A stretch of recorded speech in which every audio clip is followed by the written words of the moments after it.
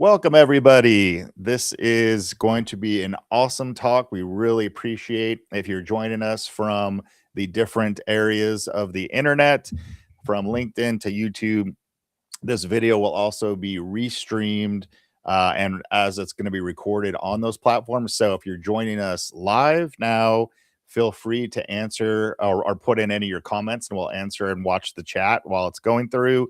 If you are going to be watching this later on, feel free to email us as well. You can message us on LinkedIn and we can get back to you with some of your questions. I'd like to kick us off first with some introductions.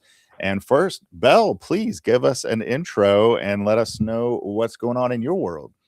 Awesome. Thanks, Sean. It's great to be here today. I'm Belle Walker of Belleview Consulting. I take organizations from friction to function. We'll be talking quite a bit more about some of the ways that I do that soon. And yeah, what's going on in my world is lots of organizations hitting the new year, realizing that either they hit their goals last year, but not as powerfully, as strong as they wanted to, or maybe they had some misses. It's time to think about what's going to be different in 2026 from 2025 to take things to the next level. So it's been a great way to kick off the year and looking forward to digging in. Absolutely. And I'm Sean McLean. I'm the founder of LoHi Advisors. And I work specifically on the technical side of what we're going to be talking about today. So I do fractional CIO, CTO, CDO work with companies helping on their tech strategy, their vendor management, and a lot of the process improvement aspects, which we're going to be getting into today. And that's also where Belle and I intersect very well. We love working together because we have very different expertise, but we also have a very, very tight intersection of helping companies get a little bit easier aspect of doing these things that can be super duper painful that we're going to talk about today. So, with that said, I'm going to kick it right back over to Belle to talk about a sticky subject for a lot of companies as they start thinking about what am I doing with AI in 2026? Am I going to stop experimenting? Is my budget actually going to get spent properly? All of those topics are really the problem areas that we hear a lot, especially here in Q1. So one of the biggest reminders that we both like to give our clients and prospects is get your operating model tightened up. So, Belle, how can they do that? How can they start that journey of building an operating model? Well, I just wanted to reiterate what you had said about that little bit of overlap around process because it is such a crucial element for any business, whether you're a solopreneur or a Fortune 100 company. Processes are so core to everything that's done. And it's a very generic term. There's a lot of area to Mhm. partner there. And what really makes for a most successful partnership, in my experience, is when you have those beautiful Venn diagrams with enough overlap to really get the value the other person's bringing, Mhm. and then some areas of expertise of our own. So that brings us right back to what you had said about operating models. I would like to start by just aligning quickly on what is an operating model. What am I talking about? What are we talking about when we say that? And so I want to just pop up a quick visual here. Let me know if it's displaying correctly. Mhm. And so when I think about an operating model, I tend to boil it down to who does what, when, why, sometimes how. It's really looking and understanding how do you and your colleagues fit together into a single beautiful puzzle. So there's a couple pieces here that I think are important. It's really boils down to the structure, the roles, and then the collaboration touch points. So, what is the definition of seniority? What is the allocation of responsibility, both when you're looking vertically and horizontally? So, what's my area of ownership versus your area of ownership? It could be a Venn diagram, like we talked about with process, or it could be very traditional hierarchical roles. When we look at an organization like this, inevitably you do have these separations. Those tend to create silos when we're talking on the downside. But the reality is that you can't have everyone talking to everybody else once you get past a few people. And so this last piece of collaboration touch points often gets overlooked in operating model design, but it's absolutely crucial to make sure that you know who needs to be in the loop, when, and why. So I also wanted to emphasize that when I'm talking about an operating model, it doesn't just have to be a traditional pyramid, hierarchy, org chart. There are other frameworks like holacracy, which is actually still pretty hierarchical, but hierarchical through circles, which is kind of a cool variation on triangles. The point here is that saying we want to be serious about our operating model is not the same as saying we're going to do things exactly the way everyone else has done them. There are lots of variations, there are lots of ways to build out an operating model. The key is to make sure that everyone sees how they fit into the structure, how they collaborate with their colleagues. They know who to turn to when they have questions and who they can rely on when. So, at a more practical level, when we're talking about operating models, that often comes down to something that looks like an org chart, something that looks like meeting schedules, some of these basic touch points or communication calendars. It looks like roles and responsibilities and KPIs and OKRs and all of those things that many businesses know they have, but don't necessarily realize all come together. So Hmm. how do you go about determining whether your operating model is where it needs to be? I would start by saying, do you have an operating model, right? Are you and for those owners, those founders out there, I'm not asking, do you have an operating model in your head? I'm asking, does your business collectively have an operating model that everyone can tap into and understand? So I'm going to pause for a second, Sean, and just let you chime in because you have a knack for taking some of the concepts that I lay out and just restating them in the clearest possible terms.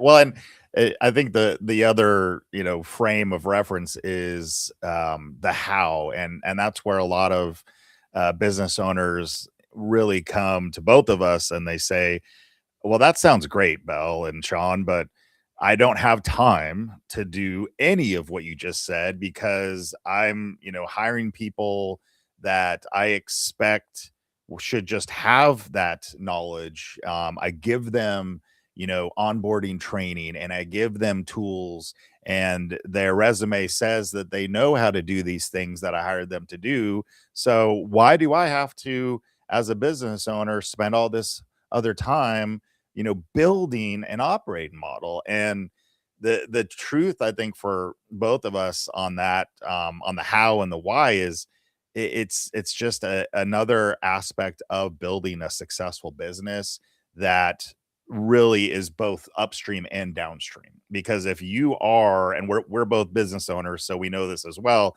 if you're managing a team, even if it's just contractors or your FTEs, you want to have really good communication and awareness. You want to make sure that they are having success and growth opportunities just like you want to have. Mhm. But if you're really a self starter and an independent operator, it can be tough to start building those systems. And really, that's where you do need to put some focus into this area. And we've both met business owners that scale without having put any time or effort into this area. And then they kind of get to a plateau point where it's just like, I really don't know where to go from here. I have great team members.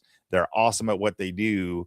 And then I lost a couple of them. And now I'm really having trouble backfilling that same type of velocity that I had when I was adding things on. And my clients are kind of getting unhappy about these changes. And I just don't know what to do.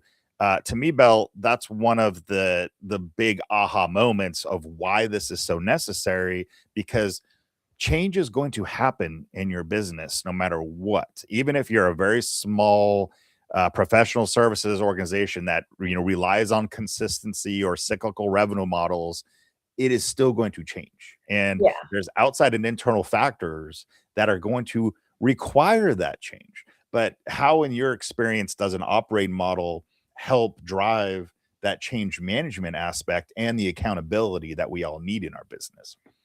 Yeah, in my experience, I think there are several ways. For me, there's a little bit of hammer, everything looks like a nail. I think Mm, that operating models are foundational to all of how you manage change management. mhm, But a lot of that is because when I was asked to describe some of these concepts as if I was talking to a 6-year-old, what I said was everyone in the business knows what their job is, mhm, who to ask for help, when they need to work with someone else, and when they need to talk to someone else. mhm, And if you really break it down to that level, when you're going through an intense change, like when you're bringing in new processes, like when you're bringing in new tools in the AI world, all of the nuances of each of those pieces is likely to change as well. So what is your job and how do you do it?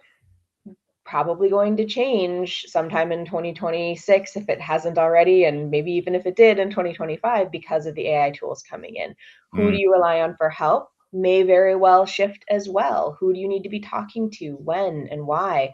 All of these pieces are dynamic in any business, right? Even before AI started driving so much change, even before the pandemic, even when there was a stable phase of the world, mhm, the reality is that growing, scaling, adapting to the market requires an ongoing shift. And so if you're not consciously articulating the current state, it's very difficult to guide people to the future state. And conveniently, if you articulate the future state and walk people there, it's better for change management. And now you've got your current state for the next time you go through this. So yes. you hit a really important point with leaders saying, I don't have time to do all of this. Mm, Okay, I mean, one, this is a place where you can start looping in some AI support, right? yeah, Work with one of the AI LLMs as a thinking partner here. This is mhm, also where you can reach out to you, Sean, to me, to mm, the resources that can support. There are some basic frameworks you can lean on, EOS, scaling up, that you can adapt into your business. You mm, don't have to do this entirely by yourself, alone in a room, hours and weeks on end. There are ways to do it faster. What you probably really cannot afford to do is not articulate all of this and then spend the rest of your time fighting the fires that pop up when team members think they're supposed to be doing one thing, you think they're supposed to be doing something else, and their colleagues have a third idea entirely.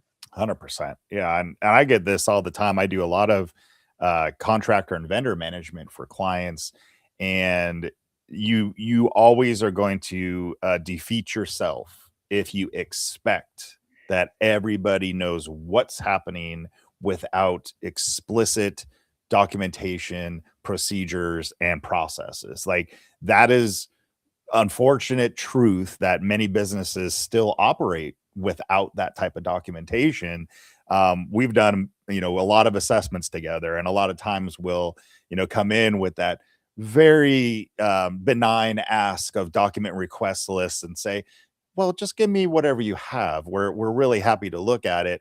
And a lot of times they will have documentation, but it just hasn't been updated in years or decades. So they just feel like, oh, it's what I give you is not going to be valuable. And that goes back to the original question then is what is valuable to your organization? And do you actually have that need to put specific resources to keeping that value up? For a large business, the answer is obviously yes. You need to have that. And a lot of times, compliance, governance, different types of regulations are driving that, especially if you have already achieved some level of operational compliance, either ISO or SOC, or some the government level piece that you're saying, well, our business depends on this. If we're a Yeah. public company, we are depending upon this.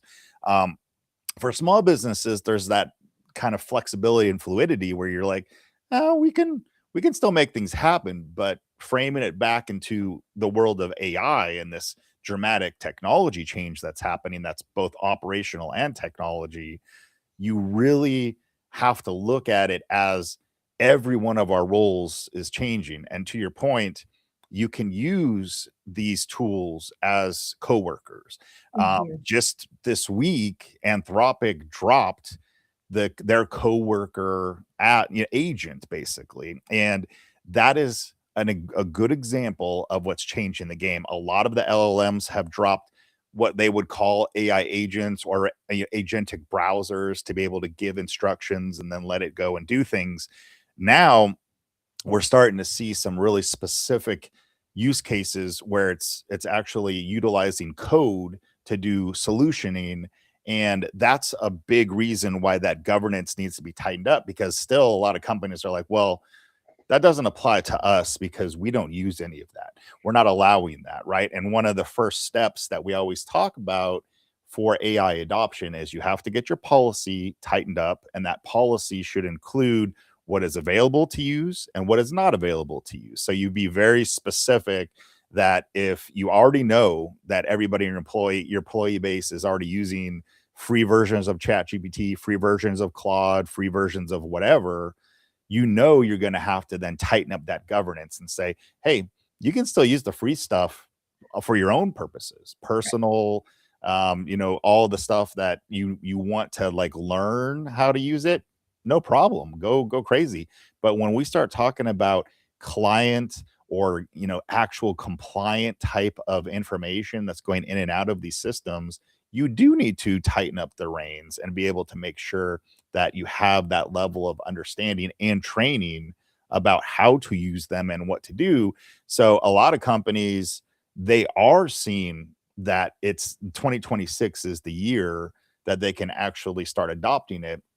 And there's a whole tech stack that can really help gain that. So before I kick into some of the technology tools to help support that operational journey, do you have anything that you'd like to add before we dive into that around the actual makeup of an operating model before the actual tech tools come in, like any other philosophical tidbits before I start rolling a little bit here? I mean, I think that the main, we've already started talking a little bit about the policies, the tools, the way that that's going to impact expectations. And so I think for me, it is just a note that it is cyclic, right? Even if you have a super strong operating model in the current state, as you start to bring in some of these tools, some of these policies, some of these new resources, goals are going to change, expectations are going to change. And so making sure that you're clear on what the current state is, what the future state is, and what the implications of those shifts are. And coming back to your point, right, documentation that hasn't been updated in years, I love this sort of gesture of showing very small incremental change, right? If I'm here fully aligned, my policies, my documents, my practices are all in the same place, and I'm here, it's a very small difference. I probably don't even notice it. And the next day I'm here, and the next day I'm here. A couple 6 months later, I've moved along. And one day I'm all the way over here. And at no point did I feel that motion. But now the gap is huge. And that is something that I think we need to see and internalize and reflect on regularly. I actually tell people, do not go back and look at your policies and your documents every week. Do not go in too often, because you won't see the shift. It's a great point. Yeah, that is a great point. Yeah, there is a analysis paralysis that can happen unless that's your whole job. But if Right. you are doing multiple things, you definitely do not want to spend multiple times a day rehashing your different pieces. But that can be an operational monthly stand up.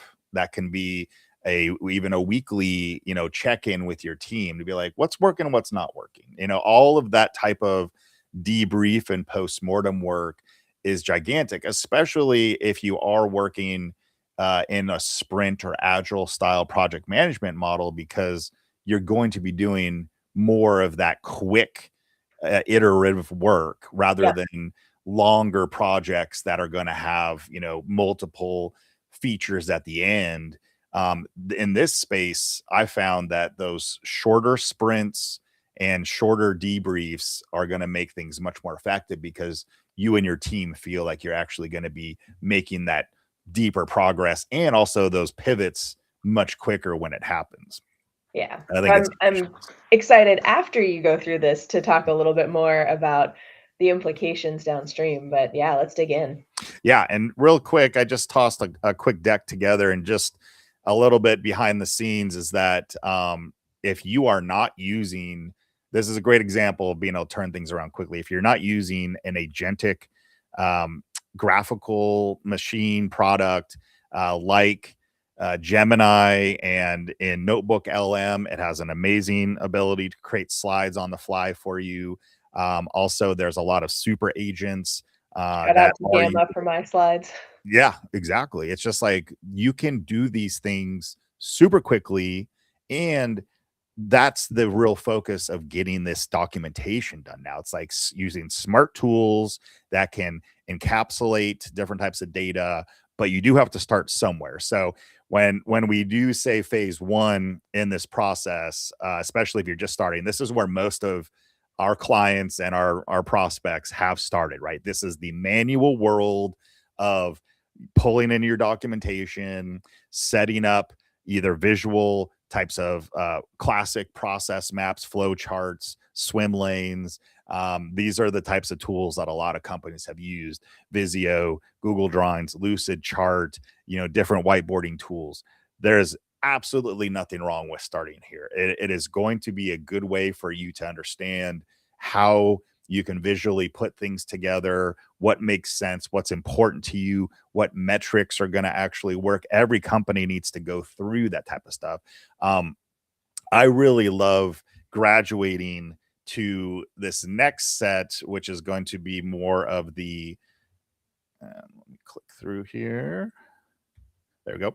And I like to get more into what's a generative model. And this is where the industry is starting to meet our needs, where there's a lot of new vendors entering the space that can actually take the different work that we do and then pull it together. And obviously, based on your company size, there's a lot of different options, right? There are enterprise options that are out there that can start around 6 figures, that can actually sit on your desktop and SaaS and browser layer and watch everything that you do across your company. And it's called process mining. That's on the right hand side. And that gives you the ability to actually build what's called operational data, operational costing. And in some organizations that are more time centric and human resource centric right now, that is going to be an investment that you really do want to think about taking on, because it might be too subjective and too expensive from a time perspective to actually spend that time collecting process maps in the more manual way. Like Belle and I have both taken on pretty exhaustive process mapping projects with clients, and everybody does it differently. There's a lot of process mapping tools that are out there, from SAP Signavio to Nintex to even the big ones like Microsoft and UiPath and Blue Prism, et cetera. All of the automation focused enterprise tool sets have this capability now.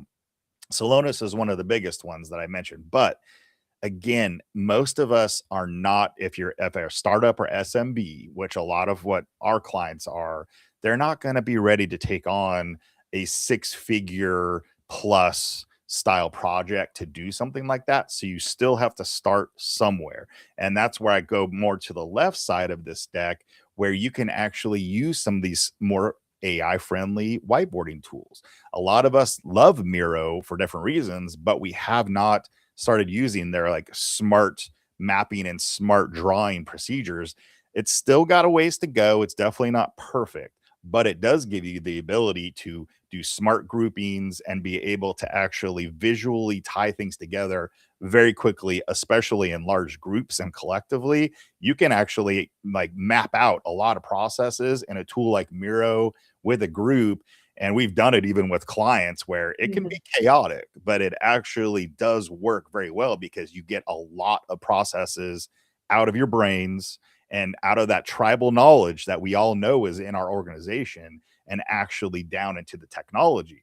Another one that is pretty interesting to use is Whimsical AI, and that actually hooks in through GPT. So you can just tell the open up a chat GPT, pull up the whimsical GPT, and then start telling it, here's the process as I see it. And then it'll immediately start mapping it for you. And then if you need to do changes, you can also then prompt in the changes and it can adjust the actual process map for you. I bring these options up because I know how hard it is to update the manual process maps. It's basically like you have to be an artist and you have an art project and you're going to like look at it. And especially if it's, 30, 50, 100 steps, you're going to look at that as like, oh, I'm not going to do that today. I'm going to push that, down the road. This is going to be incredibly time sensitive for me to try to get into this, or I don't even want to review it because I know it's going to take some time. You need to be able to look at things holistically, especially now, and then take a look at the bottlenecks in each space of your process, especially with these AI tools. And like my example of creating a deck, if it currently takes your marketing team a couple days to turn around a really flashy proposal for you to get out to this very important prospect, and then it's a review and edits and review and edits, that type of timeline can be compressed heavily by using something like Notebook LM now to be able to generate your slides. And then if somebody says, I'd actually like to insert an infographic here, and I just ended up creating my own, I can now, basically insert it right there into the notebook. It's all shared, especially if you have the Gemini Pro license. A lot of it is very interactive now. That is an example of where you can streamline a proposal process to from maybe 20 steps down to like 3 or 4 steps. Something that could take maybe 10 to 12 hours could take 2 hours now. So that's really what we're talking about, is if you're going to look at replacing the old manual way of doing things with a much more generative and smart and AI way to do it, you really have to get that process first dialed in. As Belle mentioned, here's how we currently do it. Now we need to evaluate how long this time is, what's the cost. In the Nintex world, I always called it the cycle cost, and that's the metric that they use inside of their process mapping tool, because it takes into effect the overhead of the employee or the role and the time that it takes and the iterations, and it forms an algorithm that says, you know what, every time we turn out a prospect proposal, we do 100 of these a year, and each time the cost is, relatively on average $50 to turn this around between all of the time that it takes. But if we can reduce that cost to $2 per proposal, it's worth it because we just spent this much money on the Google Gemini Pro license, right? So now you actually have an ROI that you can attach to an AI type of change. And that's the type of data that we all need to have in our mindset, because we know if you adopt a true AI tool, it's not just going to affect one process. It could affect 100 processes across your business. And Sean, So, that's something that I think is a particularly important point that you have touched on, but I just want to sort of reiterate it explicitly, is that when, as business owners, we're looking at where to make our investment, how to make our investment, it is very easy to try to stick to apples, mhm, and look at the cost of our current licenses, the cost of new licenses, the time it takes to do something now, the time it will take to do something in the future. And it's not that straightforward, right? You do need time from team members to create that plan, to make those iterations, to drive those changes. And to your point about the 6 figures of investment, and why for larger organizations that's absolutely potentially worth it, because you may be paying 6 figures for this tool set, for this project level, and saving thousands of employee hours, exactly. And right? that's the biggest focus. You're saving money potentially, but you're also really saving time. And for a Yes. lot of our operating models, we're also trying to build in an aspect of culture. And when we hear that, that can mean a million different things to every different company. But for the most part, an aspect of culture that this is applying to is work-life balance. And so a lot of different businesses want to be able to reclaim time, and they want to be able to reclaim time for other, potentially higher value types of tasks and opportunities, and potentially more human to human interaction with clients, prospects, different types of projects. But the truth of it is that if you can still make a marginal increase based on your operating model change in your bottom line and the top line as well, then you can actually use that as a heavy recruiting tool in your operating model and say, we're not asking for you to pull in 60, 70 hours a week anymore to get all this stuff done. I'm doing a good job as a business owner bringing in the work, but we're not going to ask you to, kill yourself by doing this, because we're bringing in these smart tools. But a lot of businesses can't get to that space Right. properly because they haven't defined what the current step is. It's And just not just thrown for against the wall. employees, right? To your earlier question about leaders, right? I, as a leader, how do I get these processes? How do I get these, assumption, the models? How do I put all of this into place, into practice? And to start, these tools are quite a bit of the answer, right? Yes, And coming back to the culture, if you have a culture of something is better than nothing, if you have a culture of let's get to 80%, these tools are going to be some of your best friends. And mm, where and this is, I think, true for a lot of AI tools, where the real conversation, I think, needs to be happening is in the 80 to 100%, right? How much can you rely on AI, on some of these tools for those final nuances and tweaks, versus where do you still need to bring the people in? Are you getting to 60? Are you getting to 80%? At this point, there's so much value in these tools that of the conversations I'm seeing really are around which tools to use and how far do they take us. I'm seeing most businesses at this point moving beyond the should we use AI? Should we use these tools? It's really a which ones and how much. exactly. Yeah, and that is the rub, because they want to see those results. There's all of these reports coming out, like the MIT report, that 95% of these projects are failing and there's no ROI. A lot of that is being rebuffed by the types of businesses that can look at these tools and say, we're getting ROI. We just did it in a different way. And we're not just, spending like six figures on Copilot licenses. And then at the end of the contract, we're saying, we just wasted six figures on Copilot because we're not getting the efficacy. Well, did you actually apply that ROI to the processes that were changed, all of the training, etc.? That's the rub here. We need to actually have that foundation to be able to answer those questions to, investors, our executive team, our clients. All of that stuff is still going to come calling Mhm. eventually and say, was this an effective change?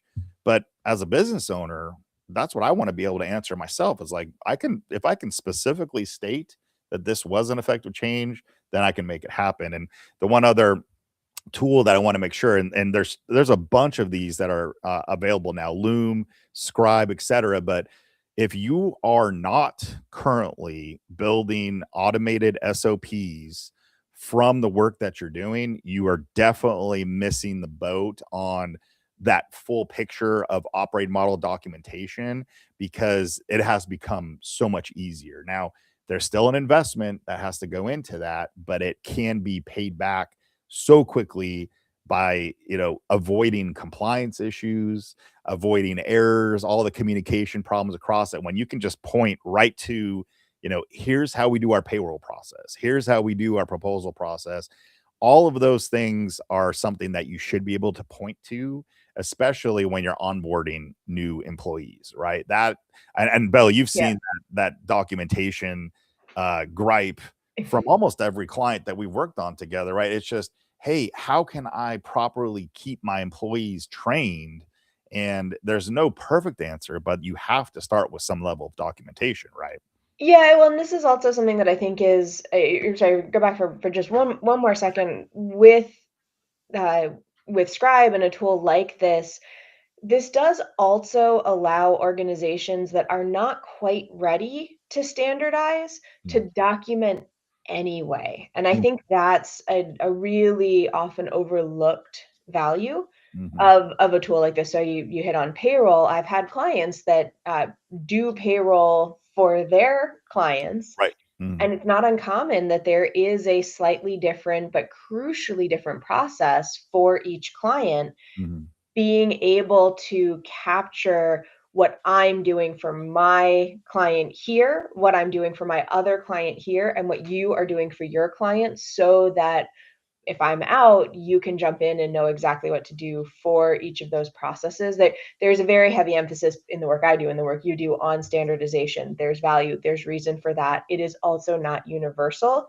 Right. And these tools allow you to capture variation as well as standardization. So that's something I think is really important for leaders and owners to bear in mind. Yeah, there's like you read my mind because that's a perfect example to the next slide is the roadmap and lack thereof in businesses today and how we're not only handling change now, but what are we planning to do 30, 60, 90 days out? That is the moving target also that causes a lot of angst and frustration in businesses of all sizes. And a lot of it is because you're using Asana and ClickUp and Excel and Google Sheets and all these different tools to be able to meet people where they like to work. But also you have client projects, to your point, you have all these different non-standard ways of doing things, and you really do have to continue to juggle. Okay, we're trying to standardize our payroll process over here, but our AP process that has to stay separate because of XYZ. And you just need a roadmap tool really that can consolidate all Mhm. of those different initiatives, because even for the best and most robust brains of all of us, we cannot keep all of this stuff together. And that's one of the big advantages of having AI tools that can act as our second brain, right? A lot of people call this the hive mind. If you're able to offload this information when it is in your brain, and when most of us, we'll get into a little bit in our case study next, when Mhm. most of us are getting things in and out of our brains, it's right now. We're talking, we're on a meeting, we have some great ideas, we have high energy, but then you go out of that meeting to the next one, and all that information is poof gone. It's like completely out of your sphere. So you need to have that ability to encapsulate, summarize, and obviously the AI note taker industry has stepped up that game to do it. But are companies that we work with properly utilizing those AI note takers for the most part? No, because they're just using it as reflective summaries, and they're not actually using it for action items or tying into deliverables, client artifacts, etc. That is that next step of an operating model, right? So you need to be able to manage it through a roadmap, and you also need to be able to leverage that knowledge that is being produced every day in every meeting or every interaction in your firm or your company. So there's a lot that can be done there. And we're going to kind of pivot in our last little section here into a little bit more of a tangible example. So I don't know if Belle, if you wanted to kick us off, and I'll stop screen sharing and talking about that case study that we were going to discuss. Yeah, so what we wanted to talk about is an AI optimized process for capturing and propagating leadership decisions during closed meetings. And so coming back to what Sean said about we have these wonderful conversations, we have really important decisions. We clearly identify the action items. We walk out the door, close the Zoom meeting, and it's all gone. Mm-hmm. Right? How do you, just because it has been captured by AI, how many times have you gotten an email of a recap from Fathom or Fellow or Otter and said, "Awesome, archive, right? I've got it. It's there. I'll know where it is." There's so much more to having the information, right? The entire age of the internet, we have learned that information accessibility is part, but far from all of the puzzle. And so what we wanted to do is take a step back, really look at the accountabilities, the workflows, the tools, how all these things we've been talking about come together so that you can make practical use of all of these concepts and actually put them to use for your business. Mm-hmm. Exactly. Yeah, and I think technologically, the critical path is to, first, what we already discussed is lay out that any project that you're going to do, any type of key decision framework that you should be doing, there needs to be some level of a accountability matrix, a charter that includes goals, scope, budget, the necessary players, all the notes, all of that stuff should be available in whatever you're using as your project management system. Now, for a lot of us, that is a lacking aspect in our business because you have multiple, like I mentioned, and you might need this roadmap tool to tie multiple of them together, which is fine. But we really recommend that if it's Notion, Loop, Google Sheets, whatever you feel is templatized enough to build, like, start with that charter and that documentation that includes some level of accountability matrices. And Belle, you've had some thought like Racy and Mocha. There's a whole bunch out there, but just getting it down and, Yep. and helping people understand who is accountable can work wonders for this type of decision making project. What have you seen even recently that you really like as far as accountability matrices? I mean, I always default to RACI or ARCI, that notion of responsible, accountable, consulted, informed. This was actually a major topic of conversation with a client that is very much in a good to great mode last week, where they were often even clear on who was accountable Mm-hmm. for a particular milestone. Where they were lacking visibility was on the responsible, who was participating, who was actively involved, who needed to be consulted, and who needed to be informed. And so they were actually seeing huge stalls in their projects because they were waiting on final input from somebody that was in the kind of nice to have consulted realm, rather than the crucial to participation responsible realm. They also were seeing places where they weren't informing people who wanted to be informed, which was then causing tension. So I think oftentimes when we talk about RACI and ARCI, we do focus on accountability, and that's crucial, right? Knowing who is the owner, who has final decision authority, where that is going to come into play, who are you dependent on, who has to make space in their goals to Yes. support your goals. That A and that R, do not overlook those, and don't stop there. Right. Also think through, because it's not just about who needs to be involved, it's also about where do folks not necessarily need to be involved. Where is it nice to have, not need to have? Where is it informing and then truly saying, I have done my part? If they want to come back to me with insight and feedback, they can. So that Uh, can go a really long way towards streamlining your operations just with one matrix. exactly. And you need to start there. So everything that Belle said, do that. Get going now, because if you don't start there as a manual process, you're not going to be able to fine tune really how that is going to, merge and meld into your culture and how you do handle decisions. But then that's when you can start elevating it, because like Bella and I have both seen this story a million times. They do start there, and then they have like really good projects and things set up. Maybe it's in your knowledge based tool like Notion or Loop or ClickUp or whatever you're using. But the key is that you keep using them and you keep working with that through all the decisions and approvals in a project, especially with leadership oriented things. So think about what a lot of businesses just went through at the end of the year and might even still be bleeding a little bit in 2026, budgeting and trying to make sure that you have your next goals set for what you want to do in 2026. Sometimes things change and you're going to have an approval system set up around those key leadership decisions that can flow to a lot of different things. So technologically, the elevation of being able to do that type of work is so important, that you're actually having a meeting like we all do. A lot of times a lot of businesses will have, weekly, sometimes even, a couple times a week of your chatting with your partner team, your ownership team, your executive leadership team. You should have at least a a transcript tool. Doesn't have to be a full note taker tool, but a transcript tool tied to a workflow tool. So in this case, I love using Fathom. Fathom has a API, which is an automatic integration with Zapier. Zapier then can take all of that information from the AI provided summary as well as the full transcript and take all that data and then extrapolate it into a workflow that I can then toss into any LLM. I like to use a combination right now of all of them. I'm using the Gemini, I'm using ChatGPT and Claude to be able to then dissect what needs to happen.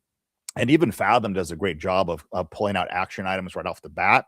And Fathom has in the past couple months, and a lot of the note takers have done this, they have built direct APIs into tools like Asana, ClickUp, Notion, etc. So from a non-technical person, you can get a lot of this done just by common language now. Zapier has the ability to say, I want to create a workflow between Fathom to Notion to be able to get my action items set up in this database, basically. And Notion has databases just like you can see in ClickUp and whatever. And if you have already set up your accountability matrices, that's when you can also then take that leap and say, if my action item is that Belle, the CEO, needs to approve these changes and get into review, and she needs to be alerted in ClickUp, Notion, Asana, whatever, that system can pull it right out of the meeting. And then sometimes we have to then change a little bit about how we speak during meetings as well.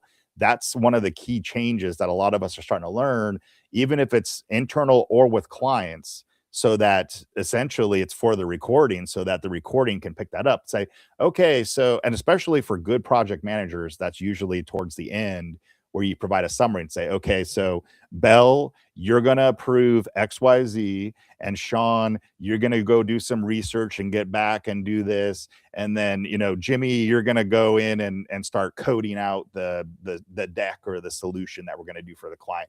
Boom. Action items have been dissected. That should automatically flow into your accountability and your project management tools so that Well, it doesn't go nowhere, right? It actually has somewhere that's going to alert people. and it's funny that you call that out as speaking for the recording, because to your point, right, you have a PMP, you understand project management, best Mm. practices, et cetera. This type of reiteration is core to communication best practices, right? The active listening, the recap at the end. And if using these tools provides that extra bump so that one, it is automatically documented, but two, you do at a human level also have that extra motivation to reiterate and connect. This is something that becomes particularly important with actually very comfortable, strong relationship teams. When Yeah. we work together for a long time, we tend to fall into this expectation that we're on the same page because we have been on the same page so many times for so long, and it's easy to lose track of what were the practices that led to that alignment in the first place, and then they can creep out. Mm. The other thing that, Sean, I'd love to do is, now see, we've got this sort of idealized, in a perfect world, we start using these tools, we use these transcripts, we tie it all in together, and we're seeing this sort of very quick up leveling. But wait, there's more, Yeah. right? If you are gathering these transcripts, gathering these recordings, building a knowledge base, this Mm. also offers opportunity for a level of reflection Mm. and retrospection that has been almost impossible in the past, because Mm. you can now use these tools to not just say, what was my action item, but you can say, look at these transcripts from the last quarter. What Right. percent of action items were revisited in a later meeting? Mm. Where were we strongest in our follow through? What were the situations where we said Belle was going to own this, and the next report came from somebody who was not Belle, right? There's a way to mine this data. So process data mining, particular sweet spot and passion point for both Sean and I. Do Mm. that. It's great. And now we have the ability to also data mine some of our relational challenges and opportunities as well. And this gives us a chance to say, well, we had Belle as accountable, and from a roles and responsibilities perspective, that makes sense. Why was Sean the person coming back and giving updates on a regular basis? And it may turn out that there was an upstream dependency that hadn't been called out, that had to be addressed. How could you do that in the future? Where did that lead to success? Where was that conflict? So thinking of all of this work and these implementations as something that's going to help you today, great. And if you don't get it right on the first pass, this is a huge step forward in being able to get better and better and better on the second, third, fourth, fifth pass as well. That's so well said, and I know we're coming up on time, so Oh, yeah. we do have a couple people still watching live. So if you do have any questions for us, please toss it in the chat, and we definitely have some time to answer questions. But I'll finalize Belle's thought here that, and it's definitely going to be a topic for another part of this series that We'll we'll be be back. drilling in more. Is Belle brings up that postmortem, that debrief value. That is another aspect that can be put into an actual dashboard format to be able to do instant analysis. And it doesn't have to be just people doing the analysis. Like, there are companies that I've spoken with that are doing scorecarding based on the metrics that Belle just talked about: accountability, handling different decisions, what is the sentiment, which is also a really big topic in AI transcript analysis. So what was the response when clients received information, good and bad?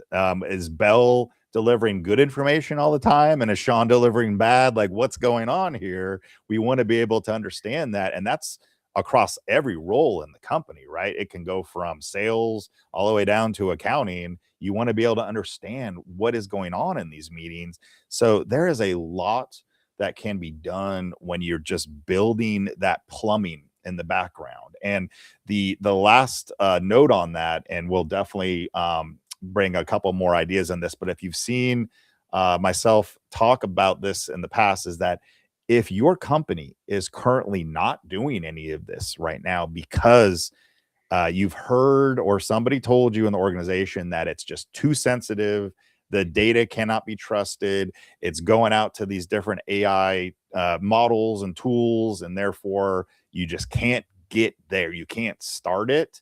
The answer is quite simply that is false. Now, every workflow tool from N8N to Zapier to Make to Microsoft to any of these, Workato, enterprises large and small, they have filters that can scrub the sensitive data, a lot of times known as PII. So if Belle and I are on a client call and somebody starts saying, well, here's my credit card information, just in case you have it, you can be like, okay. And then you'll basically know that information is going to be scrubbed from the record. It's not going to flow anywhere.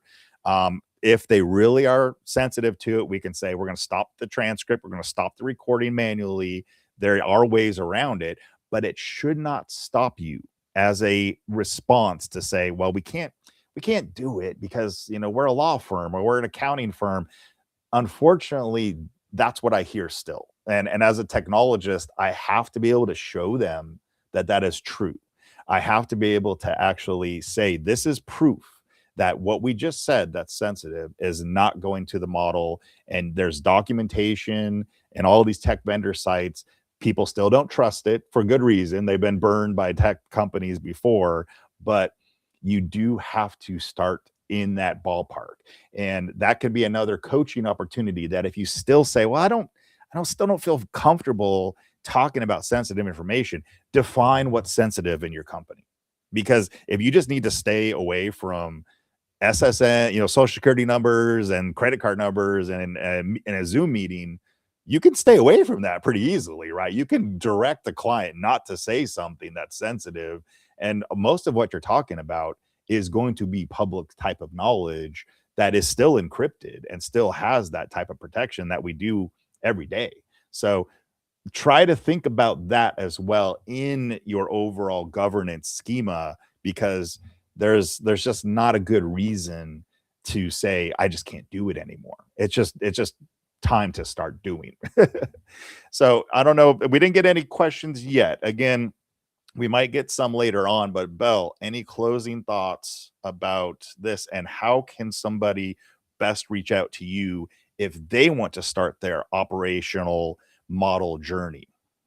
Yeah, so for me, LinkedIn, my website is also a great place to start, but LinkedIn is probably the easiest if you found us here on our LinkedIn Live, Belle Walker, or you can go directly to Belleview Consulting, Belleview. It's my view of the world Mhm. for those up in the Seattle area, not spelled the same as your sister city. So if you're thinking, wow, it would be great to have more of this clarity around accountability, around roles, and starting to think through what that looks like as we start to incorporate more of these tools, as we start to shift our ways of working, I'd love to chat. Yes, and I highly recommend you do, because the sooner that you talk to Belle, that can sometimes be the sooner you talk to me, because you do want to start with your operating model as a pretext to doing anything technical. And that's really a project management view of how things are happening. You're going to have some dependencies before you start really moving forward. And you just have to think about your operating space first. But again, you can, same type of thing. You can hit my website, LoHi Advisors, LinkedIn. You can email me. All of that stuff is also going to be available on LinkedIn, so you can easily get to this. And especially if you're watching this after the fact, be aware that we will have more series about some tangible efforts. We love talking case studies. Yep. So if you do have something specific that you want to see mapped out, or talk through a process and how that can actually be, put into a way that makes it tangible for you, send it over to us. We love to be able to work with you guys on some live case studies. Belle, any final thoughts? Any final words? Just looking forward for the next installment. It's going to be good. Yes, loving this. This is one of our favorite topics, if you haven't figured out yet. So there's going to be a world where we should be able to do some more show and tell down the road as well, because there are, from the technical side in particular, there are more and more vendors entering the space that are combining things to be smarter. And so we'd love to show you as things are still kind of coming out. And a lot of that is hitting this market in Q1, Q2. So we're excited about that. With that said, everybody who's live right now, thank you so much for sticking with us. Everybody else, we really appreciate you guys watching this wherever you're at in the world, and have a great rest of your January day. Have a great one, everybody.